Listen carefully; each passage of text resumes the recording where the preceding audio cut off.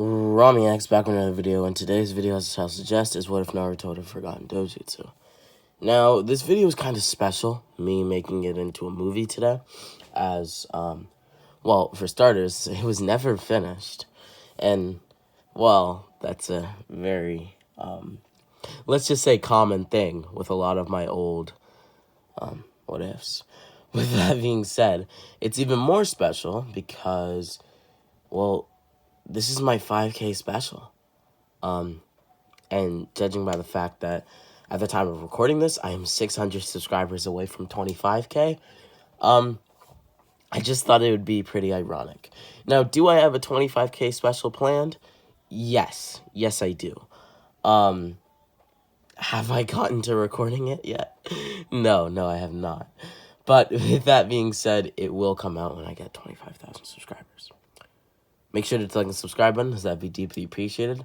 And with that being said, this has been Rami X, and we can now get into the video. What if Naruto had forgotten Dojutsu? So, the backstory of this what if is going to be pretty simple. Basically, this may come as unorthodox or weird, but each and every member of the Leaf Village is going to be either an Uzumaki, Senju, or Uchiha. This is a bit outlandish, obviously, but basically, since each member of the Leaf would be descendants of either the Senju or Uzumaki or the Uchiha, most of them would possess Dojutsu, or immense levels of chakra. So, for instance, Akamichi, or rather the Akamichi clan, would be Senjus, and they would possess higher reserves of chakra, whereas Naras would have more Uchiha-based genes and would have the Sharingan. So, basically, everybody in the Leaf is very, very, very strong. With that being said, we now skip, or in a way rewind, to the birth of Jinko Uzumaki and Kinto Uzumaki, both of who at this point would be 12 years old. Now, I did say that both of them would be 12 years old, but, well, Kinto is actually going to be 2 years older. With that being said, they were both half Uzumaki and half Uchiha. Jinko also had a half-brother who was half Uchiha and half Senju. Both of these brothers were sent on a mission at 12, unlocking a special dojutsu that allowed them to perceive movements.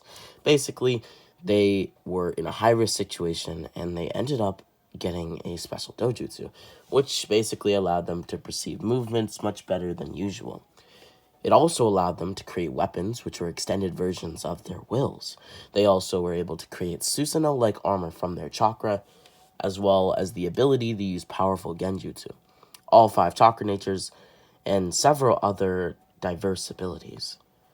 The brothers discovered that intense training and hardships gave them access to more abilities from the dojutsu that they had unlocked.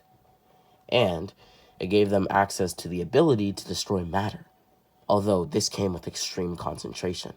It had seemed that they had written about this special eye in certain scriptures. Eventually, these two people would die in combat, but before they had died, they had activated a powerful genjutsu that allowed the next person with the dojutsu to have a guide of sorts of the dojutsu's abilities, and, well, how to unlock them. And with that, they implanted the genjutsu into the center of the dojutsu. But in order for such a dojutsu to end up in the right hands, both of the parents of the boy or girl who obtained the eye had to be pure and righteous of heart, or the dojutsu would never even activate. And the dojutsu could only be triggered by seeing one's eyes from themselves, so seeing a reflection, like, say, in a pond or in a mirror. Although the genjutsu could have the chance of failing, which in that case they had created a backup genjutsu, which would fire off at once as soon as the other genjutsu had ceased to work. We now skip to the birth of Minato Namikaze, who in this timeline would be a half Uchiha, due to the Namikaze within him, and, well, like I said, each clan in Konoha has to be descendants of these two clans. And although it's not directly stated that the Namikaze clan are even in Konoha, actually, it's heavily theorized that they're not, Minato is still going to be half Uchiha. Unfortunately, the Leaf would have many rogue ninja within its midst. Because of this, a civil war would eventually start, with these rogue ninjas information of the Forgotten Dojutsu, the leaf would suffer many casualties. Basically, what I mean is they knew of the Forgotten Dojutsu, and thus they planned to destroy it. And the Forgotten Dojutsu is kind of passed down as a legend, similar to how the Sage of Six Paths is. So the Leaf kind of cherished it in a way, and, well, them destroying the Forgotten Dojutsu scriptures, well, it brought the Leaf's morale down. Also, my voice, I don't know if you guys can tell, but it's a little bit different. That's because I'm sick. I'm going to say very sick, but, like, oh, man. Anyways, yeah, I'm sick, so my voice at times in this video is just going to be all over the place. With that being said, the Leaf would suffer many casualties, and in this timeline, many of them were Anbu, and many skilled ninja. With that being said, other skilled ninja, like Minato, who in this timeline would be even more of a prodigy, would be able to rebuild the village and remake the Leaf as a stronger village. And we now skip into the future, when the Nine Tails attack took place, several years later. With that being said, at this point, Minato is now way into adulthood. Now, on to Obito. Does Obito still die? What happens there? Well, Obito does still die. And from his death, Minato is actually able to win against Obito much easier and with less trouble, having a Sharingan. This is important because it's not just any Sharingan. He has the Mangekyo Sharingan, which he basically got due to Obito's death. Which affected him in many ways, causing him horrible grief and, well, pain and suffering, which eventually triggered his Mangekyo Sharingan. Minato would then use his advanced sealing jutsu to seal the Nine Tails within Naruto, this time with a much stronger seal, as in this scenario, he has much more chakra. Minato also wouldn't allow Kushina to die, in this case, letting her survive, sealing 50% of the Nine Tails within her. As well as, well, a piece of his own soul would be sealed within Naruto. Now, why would Minato do this? Now, some of you may be saying that this is stupid. There's no reason for Minato to die. But this is the path that I chose to make the what if go down.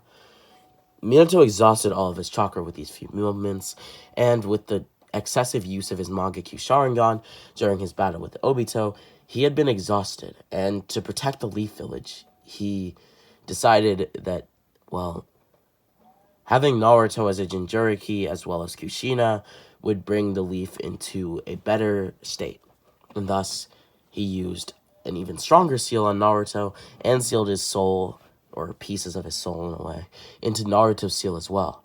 Naruto would then be raised by his mother to remember his father, and Kushina would decide to train to master the Nine Tails within her.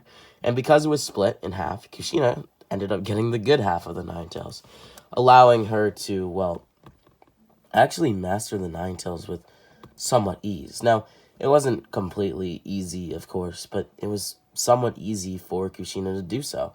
And, well, she was given Kurama Chakra Mode, which was enough for Kushina to easily become mid-Kage level, if she wasn't already. Kushina would try to teach Naruto how to tame the Nine Tails, but because of Naruto's bad chakra control, they were unsuccessful in each and every attempt at doing it. Eventually, Naruto would try to fix this problem himself by doing a multitude of chakra control exercises that would help Naruto with his chakra control, putting it to a level of a 16-year-old Naruto, not perfect, but good enough to make a shadow clone. Naruto, once getting a decent level of chakra control, would train as hard as he could. Where Naruto had been training had a pond, so Naruto, after, well, nearly each and every training session, would basically splash his face with water just to, well, remove the sweat in a way. With that being said, one day he would do what he always had done, stare at himself in the pond, as upon lifting his head up out of the water, he stared at his reflection. The ripple effect that the water let off allowed Naruto to see two mystic-like eyes within his eyes. These eyes constantly turned from purple to yellow to red and even blue. Naruto would realize something was wrong, asking Kakashi, someone who Naruto viewed as almost an uncle figure, in a way, what was wrong with him. Kakashi would tell Naruto that the most plausible answer is that he's unlocked a more Sharingan, or a different Dojutsu, most likely a new mutation of mixing the Uzumaki and Uchiha blood. Or maybe it has something to do with the Namikaze clan. With that, Naruto would then pass out, briefly falling into the arms of Kakashi. During this time, Naruto would be in a black-like void. It had seemed that the genjutsu that the two brothers who had first unlocked the dojutsu had activated, and finally kicked in. With Naruto awakening the eye, two figures would appear out of a dark corner. One of them had blonde and brown hair, parted in the middle, and the other had blackish gray hair, with armor that resembled that of Hashirama Senju. With that being said, it was not Hashirama Senju. I just want to preface that. Everything around Naruto was black. Literally everything. And with that, he looked around and all he could see were these two figures. These were the two half-brothers who had discovered the dojutsu originally, all those years ago. Naruto would ask of their names, with no response, as they continued to speak. It was as if they were automated robots talking, and that they had no commands to speak. With that, they would say that their names were, well, Kinto and Jinto, as they would then begin to speak, telling Naruto that they had been made to explain the dojutsu, and that alone. As they would begin to speak, the first ability of the dojutsu is a combat-heavy one, the ability to perceive movements at high and intense, slowed rates as well, being able to blatantly predict the movements of others. The second ability of the dojutsu is a powerful genjutsu, so powerful in fact that with the help of prior genjutsu training, you can perform genjutsu such as the one that allows me to relay this information to you now. This would be considered a very high level of mind interference genjutsu. For a reference point, the third ability allows you to use an armor, similar to the one used by the famed Uchiha Madara, the Susanoo, except for the fact that the chakra toll is very heavy, and the fourth ability is access to all 5 chakra natures. The sixth ability is to destroy all matter, which means all things with extreme, concentration you can destroy, even the weapons of others. But the energy used to even activate the attack, yet alone using it, is a hefty price. Jinko would then say, the price of using the attack is so taxing that he had 30% of his chakra left and was almost dead after using the attack fully, although this was in part due to his Uzumaki genes being far weaker than, his Uchiha side. Anyhow, the dojutsu also comes with a mass amount of other abilities, but for the two of us, we were only gifted this knowledge and how to use the techniques when in a near-death experience. So gradually, with progressing through the ninja ranks, if they still have this whenever you're seeing this, maybe you'll be able to master the dojutsu.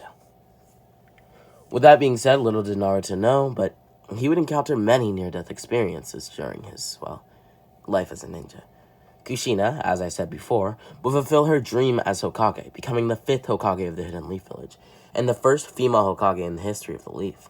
Kushina would make many developments to the Leaf Village, but more importantly, she would make it a requirement to know basic medical ninjutsu, because Naruto's father was known to all, judging by the fact that Kushina was his wife. Installing this not only protected her son, but also hundreds, if not thousands, of Leaf Ninja to come. Naruto, after this experience within his own psyche, would wake up in the arms of Kakashi, telling Kakashi that he would like to learn some of Kakashi's jutsu. Kakashi would be dumbfounded at the fact that Naruto had somehow had a massive rush of energy after completely passing out in his arms, and previously training hard that day. As Kakashi would say some other day he can train him, but at this moment, Naruto needs to rest. Naruto would storm off, rushing to a secret training ground that Kakashi didn't really know where, it was, and thus he followed Naruto in curiosity. He would begin to trail Naruto as he watched him from a tree with a keen eye. Kakashi continued to sniffle as he basically was sniffing out Naruto using his Inuzuka level of, scent to basically, in a way, find Naruto. Now, some of you may be wondering, what is Kakashi mixed with? Well, in this timeline, he is mixed with Senju DNA and Uzumaki DNA, as well as, of course, his Hatake side. With that being said, Kakashi now watched Naruto with a keen eye, as he would watch Naruto drop 10 scrolls to the ground, unraveling them, as he would then use the multi-shadow clone jutsu. Kakashi would almost gasp, as he thought, how could Naruto know the multi-shadow clone jutsu? When did he learn it? Naruto would then use all of his clones, as he would yell out, "If Kakashi doesn't want to train me, then I'll train myself! Ah!" Naruto would yell continuously, practicing the jutsu on the scrolls. Eventually, the sun would start to rise, causing Kakashi to jump down to Naruto, congratulating him on his wits. "Good job, Naruto. I've been watching you train for a while now. You're pretty good." Naruto would smile, telling Kakashi that he had mastered the lightning blade. It had seemed that Naruto had in actuality learned a lightning-style jutsu that was similar, using it on a tree as it split in half. Naruto would then say, "How does that look?" falling to the ground in exhaustion and passing out. Naruto gave his all. My, Kakashi replied. "My words must have really upset you," Kakashi thought to himself, taking Naruto home and laying him in his bed. As he left, saying hi to Kakashi. I messed up. Saying hi was Kushina before Kakashi left. With that being said, Kakashi then went on to explain what Naruto had been doing, as Kushina understood, as she would prepare a bowl of soup for when Naruto finally woke up. With that being said, later that day, Kakashi would visit Obito's grave, as, we know what happens when he visits Obito's grave. He kind of just talks about, his life, and that's what he would do. He would tell Obito about Naruto and, many other things. With that being said, Naruto at this point would be 9, waking up and immediately going to the academy. And today, they were doing sparring matches. Naruto would request of Iruka for them to use a larger space, as Iruka would accept this, watching keenly as Naruto would sigh, having to fight Sasuke of all people. Naruto would tell Sasuke to not hold back, as Sasuke would yawn, hitting Naruto with explosion-like kicks that Naruto was easily able to react to and defend against. Naruto would tell Sasuke that he's already getting bored, with Sasuke gritting his teeth and firing off an Uchiha-style Great Fireball Jutsu. Naruto would mutter under his breath now, "That's the spirit. Give me more of this." Naruto in an instant would manifest his Keni Narimasu, the blade that is an extension of his will, slicing the fireball in half and knocking Sasuke into the depths of a building. With that being said, Naruto hadn't even realized that the blade was in his hand, as the blade continued to grow in length and size, based off of the strength of the one's will. And at this point, Naruto's will isn't, colossal, to say the least. So his blade looked more like a pocket knife, but the strength behind it was the same, having the strength to easily put Sasuke on his knees. Sasuke would grunt upon impact, as his shoulder had been dislocated from the attack.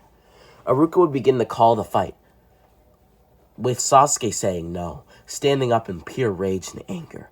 For Iruka didn't know how to respond, as Sasuke would begin to approach Iruka, punching him in his stomach and knocking the wind out of him. As Iruka now struggled to get his breath, Sasuke would slam his foot down into Iruka's back. Now, this Sasuke is much stronger, as the Uchiha aren't dead in this timeline. And so, he has premium training, to put it lightly, being trained on the daily by Shisui, his father Fugaku, and many other high-ranking Uchiha officials. With that being said, Iruka would then feel his entire body tense up, as he would be unable to move.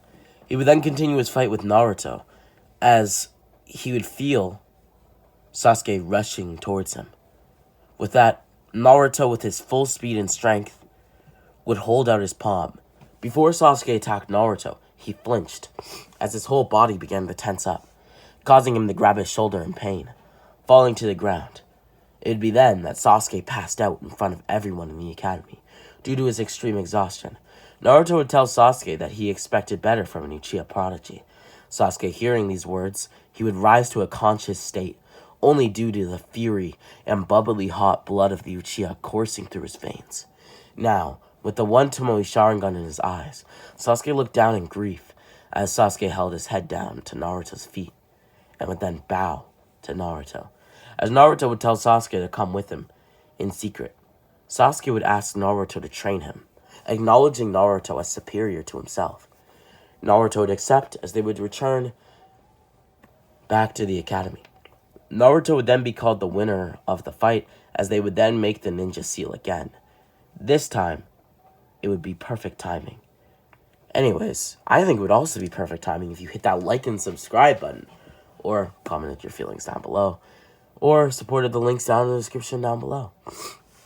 With that being said, Naruto would walk home, as Sasuke would appear in front of him, bowing yet again, and asking for Naruto to train him, right here and right now. With that, Naruto would ask the question, "You want me to train you right in this instant? Like, start training right now?" As Sasuke would take a deep breath, beginning to nod frantically. Yes, if possible.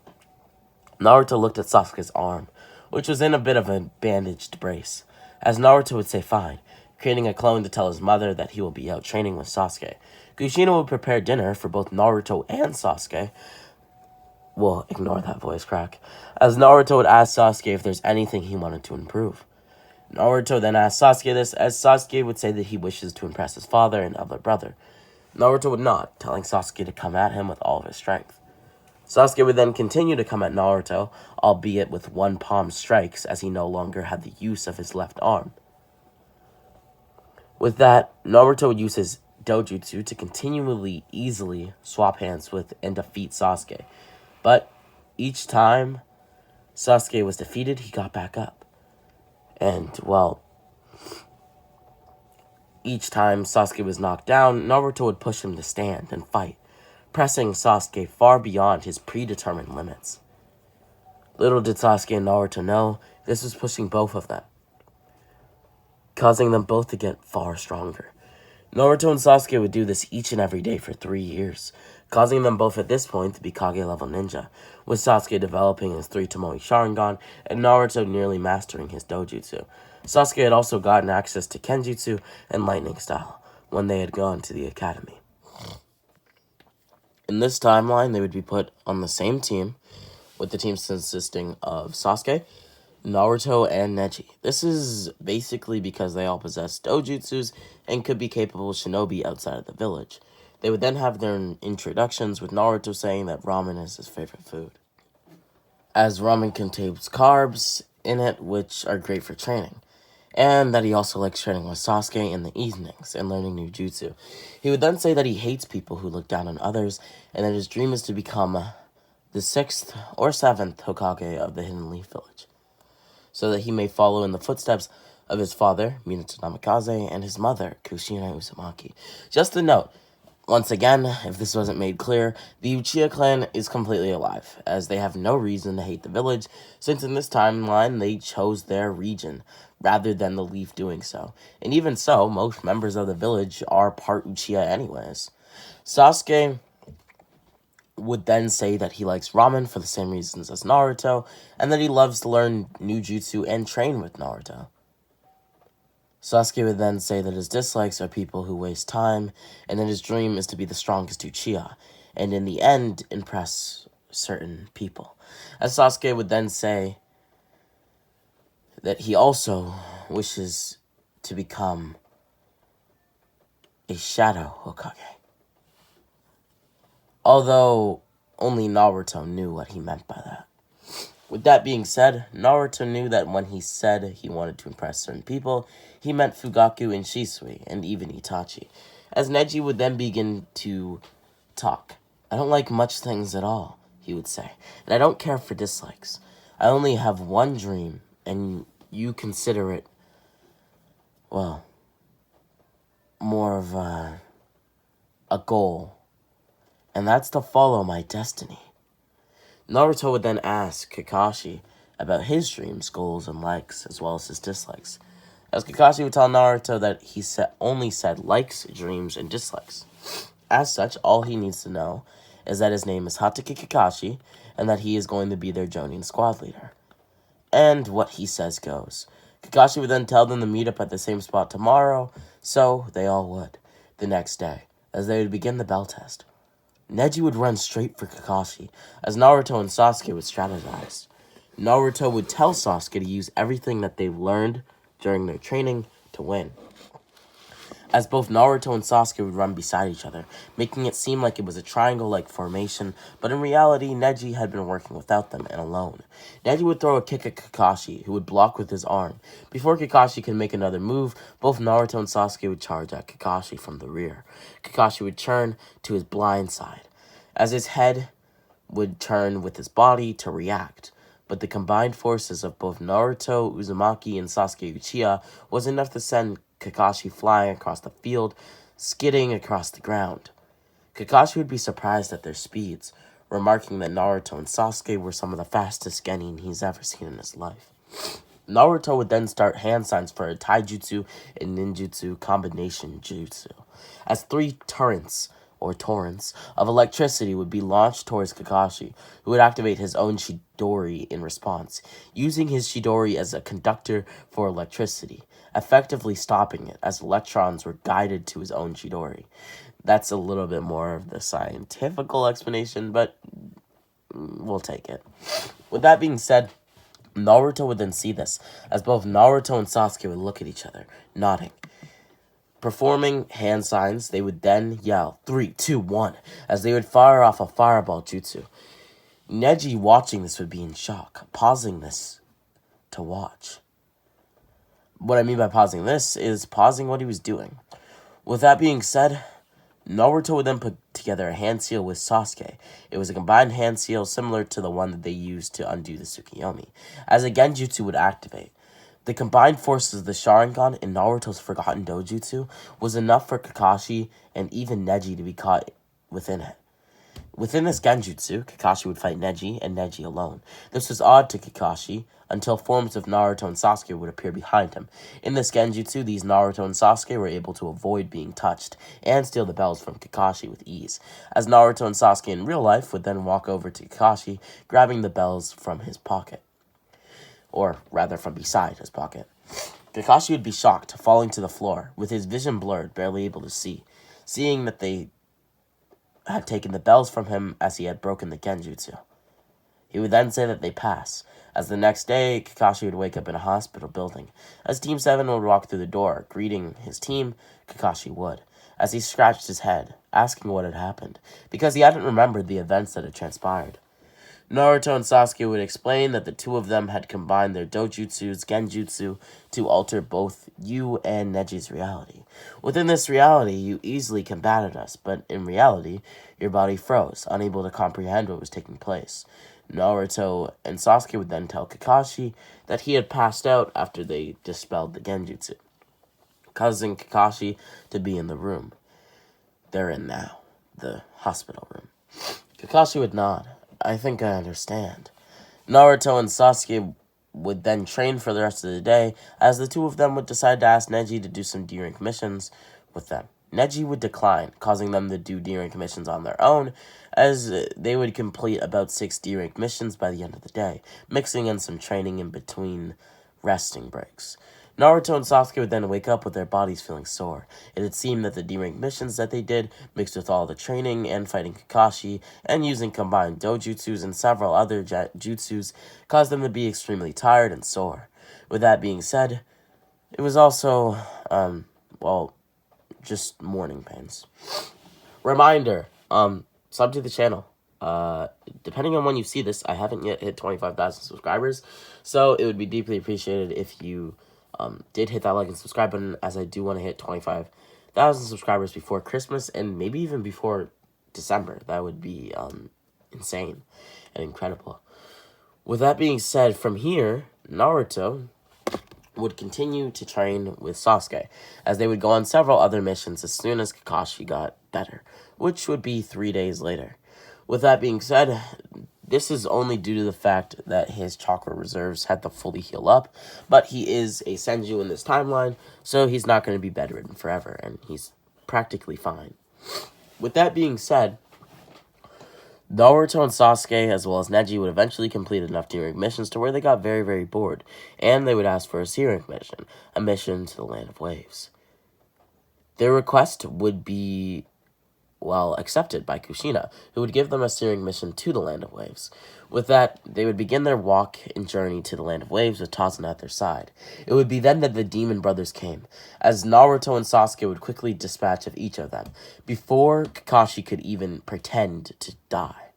With that being said, they continued their journey, as about halfway to the Land of Waves village, 2 more figures appeared.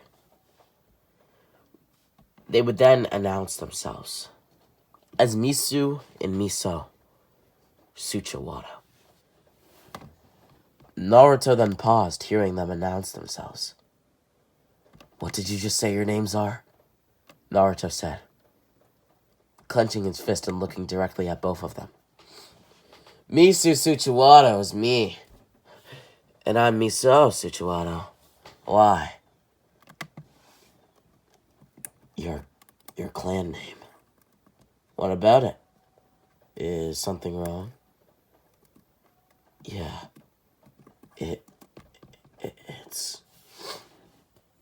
It's what? Your clan, it's... Aren't they what? You're not making any sense here, kiddo. Aren't they the powerful Ceiling Clan? The powerful Ceiling Clan? Ah, yes. Several years ago, we were known for sealing away one of the Biju for the Mist Village. I think it was a Sobu. Yeah, I guess you could say that we are the powerful Ceiling Clan. Why? Well, if that's the case, then I don't think that we should be on this mission. Halfway through, we were attacked by the Demon Brothers. We then killed them, me and Sasuke, that is. And now, halfway to the Land of Waves, we're encountering 2 more members of, well, the Tsuchiwado clan. Now, the Demon Wind Brothers, they aren't members of the Tsuchiwado clan, but the fact remains the same. 4 tuning level and above ninja, and we're not even at the Land of Waves? This is a C rank mission, not a B rank. I see. You're pretty smart for your age. I guess all Konoha brats are like that, aren't they? Some are, some aren't. Why? Well, it doesn't matter. Me and Miso will be leaving you alone. There's no reason for us to attack you. You haven't provoked us. Alright then. Do we have a deal? That for the duration of our journey to the Land of Waves and back that you won't attack us? Of course you have a deal. Naruto and Miso would shake hands.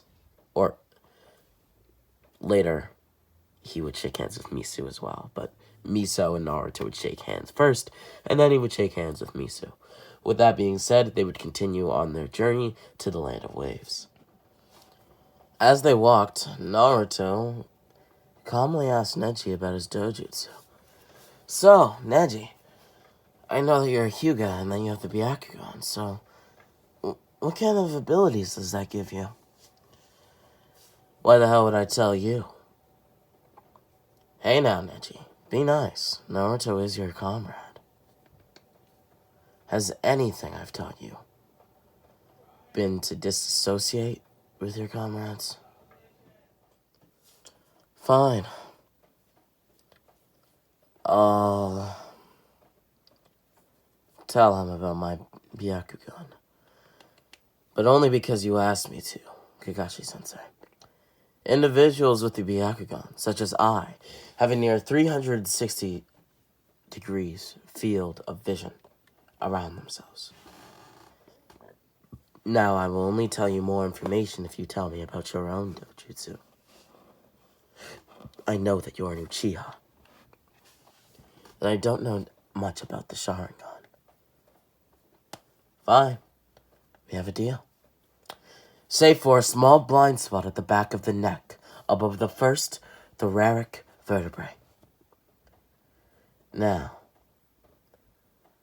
the Byakugan's vision can penetrate almost any object, allowing users of the Byakugan, such as myself, to see through walls.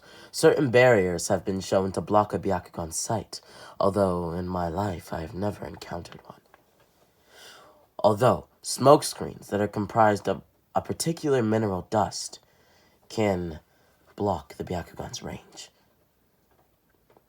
With that being said, this same dust can allow Byakugans to focus their vision on anything and everything within the Byakugan's range, allowing them to monitor individuals from afar, or to quickly survey a vast area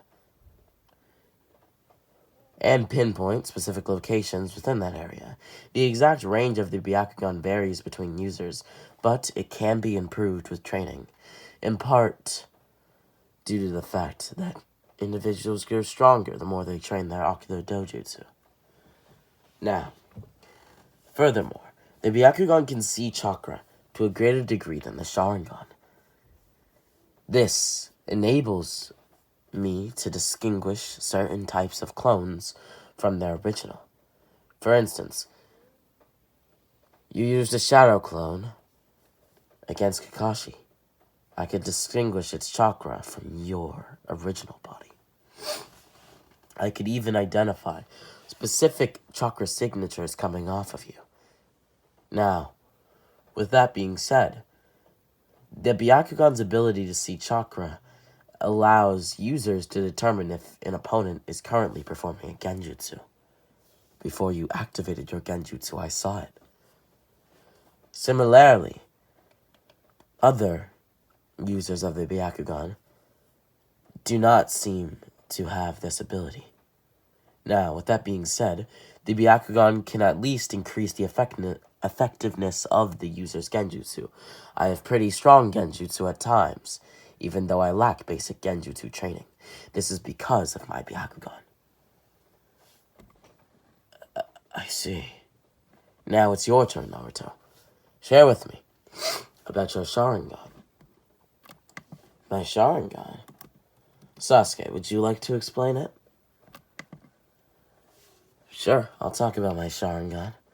The Sharingan is a copy wheel eye, which literally means mirror wheel eye. It is the Dojutsu, and is the Kikigenkai of the Uchiha clan, which I'm sure you're already aware of, Neji Hyuga.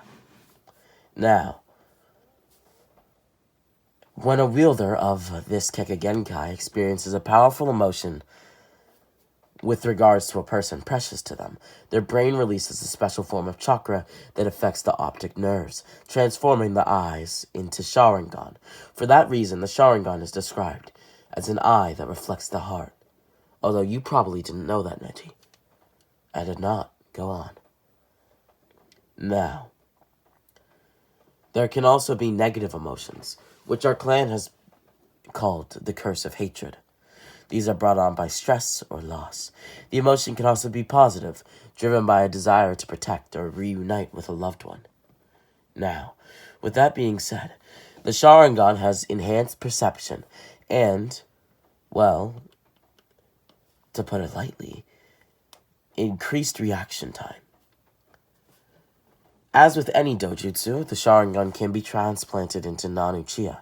They're able to deactivate it, and its use has a greater chakra demand for them than for actual Uchiha, who need only minimal chakra to keep it active. For these reasons, non-Uchiha tend to cover their Sharingan when they aren't using it, in order to conserve chakra. Sharingan that originate from the same Uchiha are still linked to some extent, even when wielded by separate users at times, enabling those users to see the same things. I heard that in a book somewhere, or rather I read it, but I'm not sure how true it is. Anyhow, the Sharingan grants the wielder two broad abilities, the Eye of Insight and the Eye of Hypnotism. Although the abilities are not literally restricted to certain eyes. It was noted that one of our founders, Madara Uchiha, said that the Sharingan can only be used to its full potential when both eyes are together, even if two eyes are held by different people.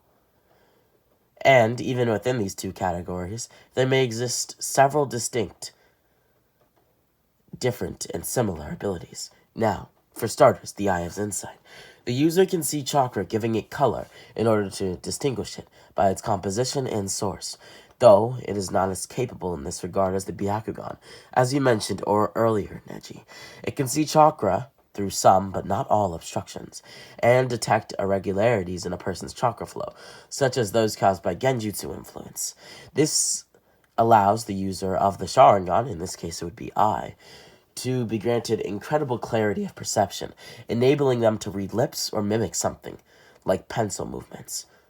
My Sharingan is even able to see at a cellular level.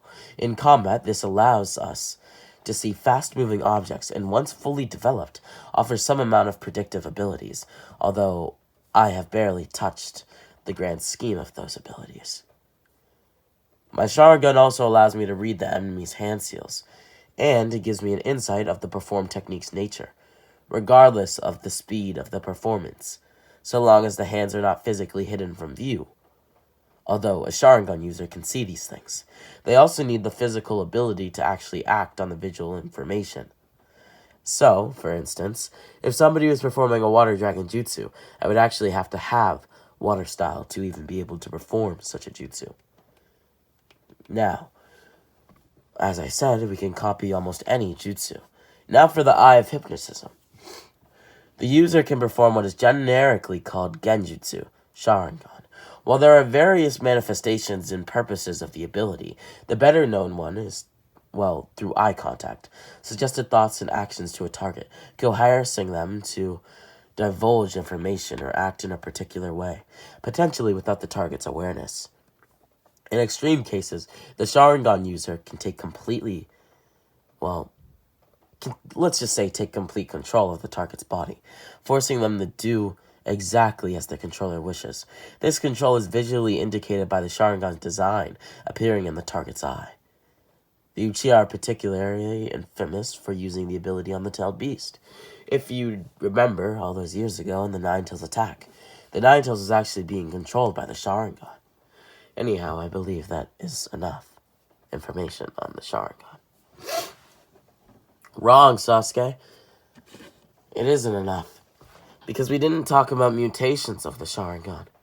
It is said that by mixing Senju and Uchiha DNA, or rather the chakra of Asura and Indra, that the Rinnegan is created, an eye with, many abilities. Now, with that being said, I have a special Dojutsu. It's known as, it doesn't actually have a name, but it is a forgotten Dojutsu by the clan. It's a mutation, and, it gives me all the abilities of the Sharingan, but advanced. Well, alright. Thanks for sharing. I look forward to fighting alongside both of you. Yeah. But I have a question, Neji. Yet another question, Naruto Uzumaki. Really? Yes, really. Your forehead. Why is it all bandaged up? Oh. I have a small rash at the moment, and my ninja headband is the cause of it. So I have bandages around it. You're not telling the truth. Huh? What would suggest me not telling the truth? Is that an ability of the Sharingan? No. But I can tell you're not telling the truth, Neji. Not in the slightest. From the way you've talked of it, you're hiding something. I have no idea what. But you are hiding something, Neji Hyuga. What is it? That's enough out of both of you. Let's keep going. It would be then that a few hours later that they would reach the land of waves as they would begin construction on the bridge. Haku and Zabuza would then appear out of nowhere, as nearly the exact same thing that happened in canon would happen here, as Naruto was not present for when they arrived, he would come back shocked. But Sasuke and Neji managed to defuse the situation with Kakashi, making it a stalemate between them and Zabuza and Haku, as Zabuza and Haku would retreat, seeing Naruto arrive on the scene. With that being said, they would continue their work on the bridge, as for the second time, Zabuza and Haku would now appear.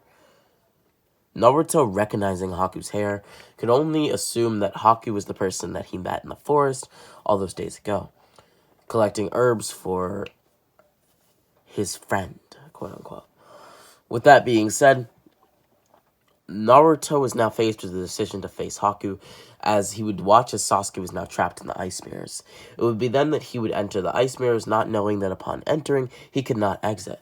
With that being said, he was now being, filled with senbons, practically, as he would be taking most of the hits for Sasuke, who already had several senbon within him.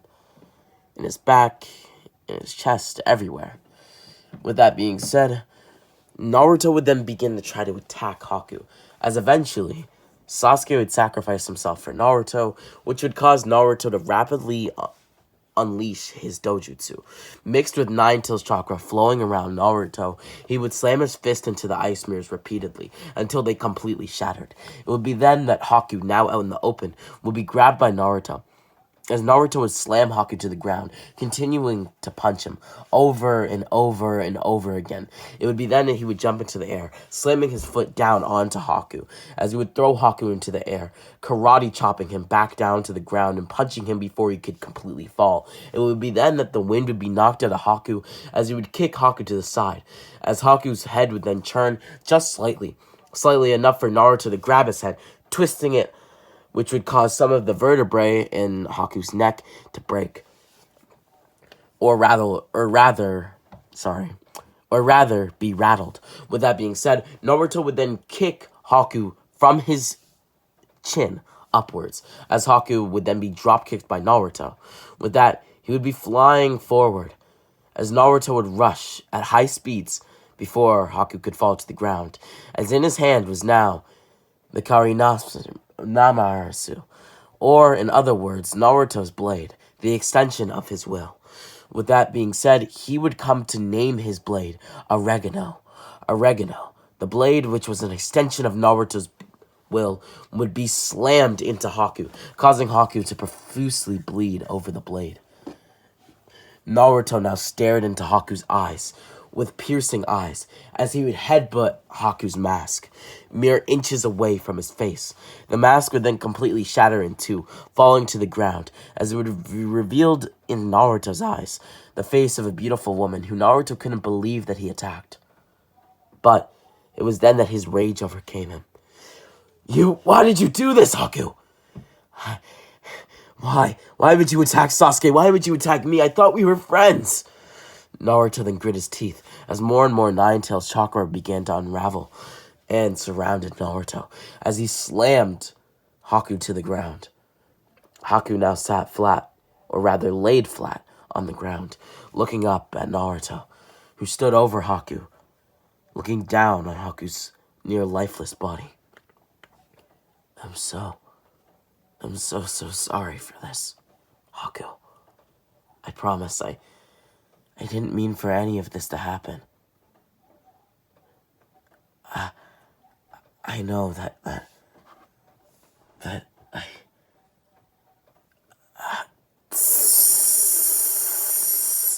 a loud ringing sound would be heard in Naruto's ear, as he would fall on one knee. Damn it! I can't. What's wrong with me? Blue strings would start to protrude from Naruto's fingertips, as they would latch on to Haku, surrounding him like a cocoon. The blue strings would then begin to expand, as Haku's body became more lifeless and more lifeless by the second. This jutsu, is it a Kikigenkai, Naruto? I don't know what it is. I'm not even trying to do it. It's just happening. Help me, Haku, please. I'm so sorry. Maybe it has something to do with your weird dojutsu. I'm not really sure, but But I think that you're draining me of my chakra. I can slowly feel my body draining and fading away into nothingness. It must be because of these chakra strings. I am so sorry. Haku, I don't even know what I'm doing. It's okay, Naruto. I attacked you, not the other way around. My friend Zabuza. I feel his presence fading. But even now, in my final moments, I'm useless to him. I can't even save him. Because my body is so weak and lifeless. I can't even move. I can barely even move my fingers, let alone my whole body. I think today is the day I'm gonna die. Well, then know this, Haku. You were not useless, and I'm sure that in the end, Zabuza appreciated you, and that you helped him more than anyone in his life. Just know that. Even if this is your final moments, you helped Zabuza. You saved Zabuza. Thank you, Naruto. You don't know how much that means to me. I am grateful for everything. Even if you were the one to kill me. I'm glad that it was you and not some random ninja. Naruto now began to let off tears, as his dojutsu did something odd. It began to spiral, and then resembled that of the Mangekyu Sharingan in his eyes. One of his eyes had resembled the Mangekyu Sharingan, red Sharingan and all, as the other took on the appearance of the Mangekyu Sharingan, but instead it was purple and green. I'm sorry, Haku. It's okay, Naruto. I completely understand. With that, Haku died. Zabuza would also later die due to, Kakashi's lightning blade, which wouldn't be intercepted by Haku, as Haku was, already dead by the time that Zabuza was about to be killed. As the bridge would be finished being constructed, as Naruto would also bury Zabuza and Haku's bodies, burying Zabuza with the executioner's blade. With that being said, they would return to the village, as they would completely debrief Kushina on what happened. Now, we have a time skip of 4 years. 4 years have now passed, and Naruto and Sasuke are both 16 years old. With that, Sasuke, in this timeline, is well on his way to joining the Anbu, as Naruto, in this timeline, is well on his way to almost becoming a Hokage, and the youngest Hokage in history, as he's being trained by Kakashi and Kushina daily to, become the next Hokage. At this point, Kushina has since resigned, and Kakashi has taken up the mantle of Hokage. But he's only a stand-in Hokage for Naruto, who is expected to become the 7th Hokage of the Hidden Leaf Village. With that being said, what changes here? Well, for starters, the Chunin exams would never be held, as at this point, they wouldn't be held in the Leaf Village. Instead, they would be held in the Cloud Village. And Naruto and Sasuke would participate in it, with Sasuke learning the Lightning Blade, and Naruto learning the Rasengan and Lightning Blade, creating a mixed version of the two, a combination jutsu of sorts, which he called the Rasen Chidori. Naruto later went on to develop this jutsu further, adding wind style to it, and even adding fire style to it. With that being said, Orochimaru has no idea where the Chunin exams are being held, since they weren't being held in the Leaf Village in this timeline, and thus, he's never able to get his hands on Sasuke. Although he does make many attempts, Sasuke is too powerful for Orochimaru by the time that they make any real contact. And the Leaf is too heavily guarded by both the Uchiha clan and all of the other great clans within the Leaf's borders. With that being said, back to present time. At this point, Naruto has started to develop a heavy relationship with Hinata, and they've actually started dating. As far as Sasuke's love life, he's not actually fond of anyone, although he has taken quite the liking to Tenten for some odd reason. With that being said, Neji, oddly enough, took a liking to Sakura, and they've actually began to develop a relationship. Although Sakura hadn't really seen Neji as an option at all, only focusing her attention on Sasuke. With that being said, Sasuke and Tenten would begin the date, as well as Neji and Sakura, as later on they would all marry each other. That meaning that Naruto would marry Hinata, Sasuke would marry Tenten, and Neji would marry Sakura.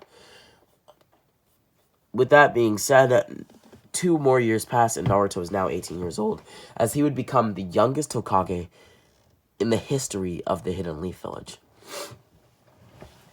Becoming a Hokage at such a young age came with many mental challenges for Naruto. With so much paperwork, he opted for shadow clones, as he also wanted to indoctrinate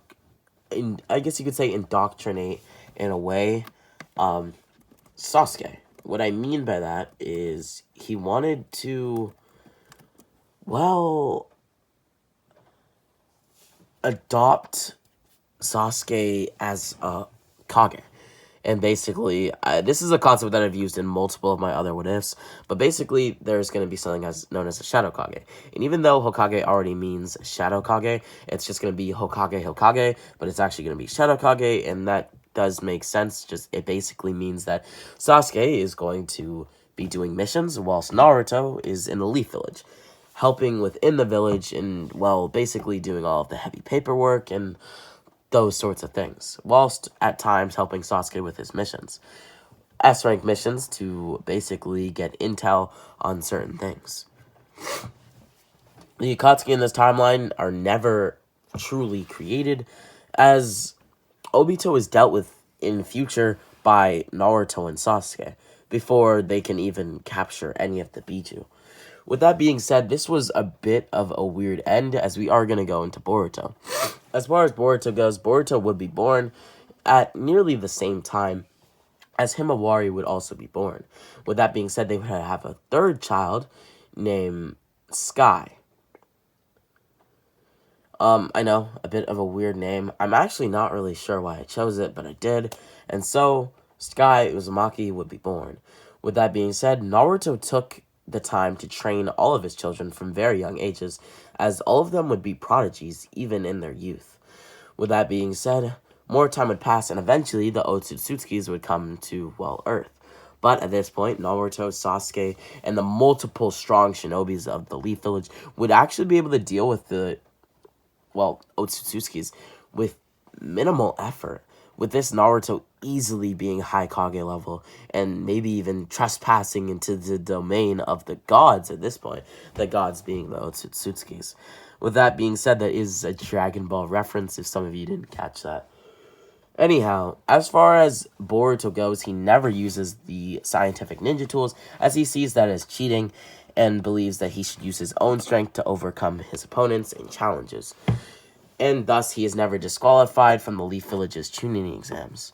Now, as for all of the other events, I'm just going to wrap up some loose ends. Naruto would go on to bring peace to the 5 great nations, using his strength to better the Leaf Village and to better all other nations, as they would come to an agreement. But it was mostly an agreement due to Naruto's power. You see, they feared Naruto in most ways, due to his dojutsu, which was foreign to them.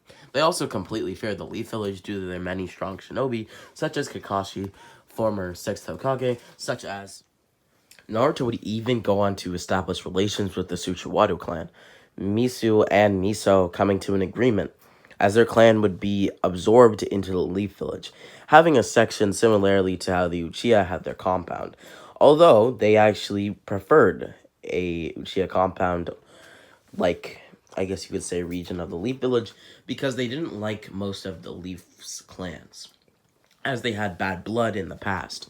With that being said, this has been Rami X. I hope you guys all enjoyed today's video. Make sure to like and subscribe, and as that would be deeply appreciated. Share the video to a friend, like, so this is just anime content in general.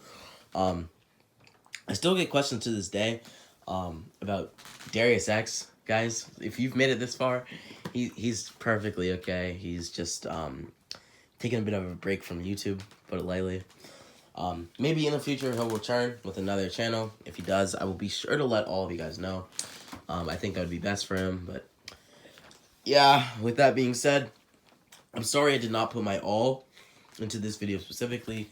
I just kind of couldn't because I have been sick while recording this.